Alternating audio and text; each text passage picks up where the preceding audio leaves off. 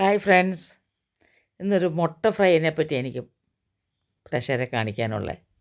ഇന്ന് മാർക്കറ്റിൽ പോയി കുറച്ച് ഫിഷ് വാങ്ങാൻ വേണ്ടി. അപ്പോൾ ഇതാ വരുന്നു മോതയുടെ മുട്ട. അപ്പോൾ എന്നോട് ചോദിച്ചു, മോതര മുട്ട എടുക്കട്ടെ? എടുത്തോളാൻ പറഞ്ഞു.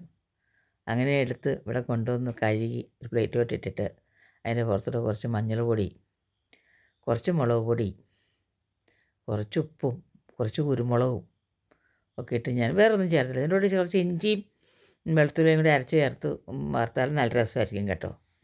എനിക്ക് അതല്ലാതെ അതൊരു ടേസ്റ്റ്, ഇത് വേറൊരു ടേസ്റ്റ്. എനിക്ക് ഈ ടേസ്റ്റ് ഭയങ്കര ഇഷ്ടമാണ്.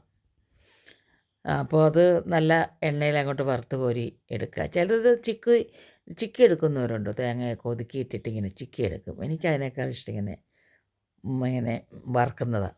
അപ്പോൾ കുറച്ച് കറിവേപ്പിലയൊക്കെ ഇട്ട് വെറുതെ ഞാൻ എന്താ ചെയ്തു, ഉപ്പും മുളകും കുരുമുളക് പൊടിയേ ഉള്ളൂ, നന്നായിട്ട് മിക്സ് ചെയ്യുക. ആ മിക്സ് ചെയ്യുമ്പം എന്നാ പറയുക, പതുക്കെ വേണം, പൊട്ടിപ്പോരുത്. പൊട്ടി അതിനകത്തെ എല്ലാം ഇങ്ങ് പോരും. കണ്ട, പതുക്കെ തിരുമ്മി വെച്ച് ഒരു അരമണിക്കൂർ കഴിഞ്ഞിട്ടുണ്ടല്ലോ, ഒരു 10-15 അരമണിക്കൂറോ കഴിഞ്ഞ് ഇത് ചൂടായ എണ്ണയിലോട്ട് അവനെ അങ്ങോട്ട് തട്ടിയിടുക. എന്നിട്ട് നല്ലതായിട്ട് അങ്ങോട്ട് അപ്പുറം ഇപ്പുറം ഇട്ട് കഴിഞ്ഞ് ഒന്ന് മൊരിഞ്ഞ് വരുമ്പോൾ, അപ്പുറം ഇപ്പുറം മൊരിഞ്ഞ് വരുമ്പോൾ നമ്മുടെ ചട്ടുകോ പിച്ചാത്തി വെച്ചിട്ട് ഒന്ന് കട്ട് ചെയ്ത് കൊടുക്കുക. അപ്പോൾ ചെറിയ പീസായിട്ട് കിട്ടുകയും ചെയ്യും. അതിൻ്റെ ഉള്ളൊക്കെ നന്നായിട്ട് വേവുകയും ചെയ്യും.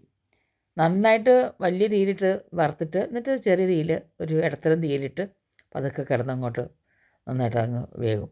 നല്ല രസമാണ് ചോറിൻ്റെ കൂടെയൊക്കെ കഴിക്കാൻ. എനിക്ക് ഭയങ്കര ഇഷ്ടമാണ്. ഇപ്പോൾ ഇങ്ങനെ നോക്കിയിട്ടില്ലെങ്കിൽ നിങ്ങളൊക്കെ വറുത്ത് വന്നപ്പോൾ ഇങ്ങനെ വന്നു. ഇപ്പം കഴിച്ചിട്ടില്ലാത്തവരൊക്കെ ഇങ്ങനെയൊക്കെ വെച്ച് കഴിച്ച് നോക്കുക കേട്ടോ. പൊളി സാധനമാണ്, പൊളി. ഇതെപ്പോഴും കിട്ടുന്ന സാധനമല്ല, പൊളി, അടിപൊളി. അടുത്ത എപ്പിസോഡിൽ കാണാം.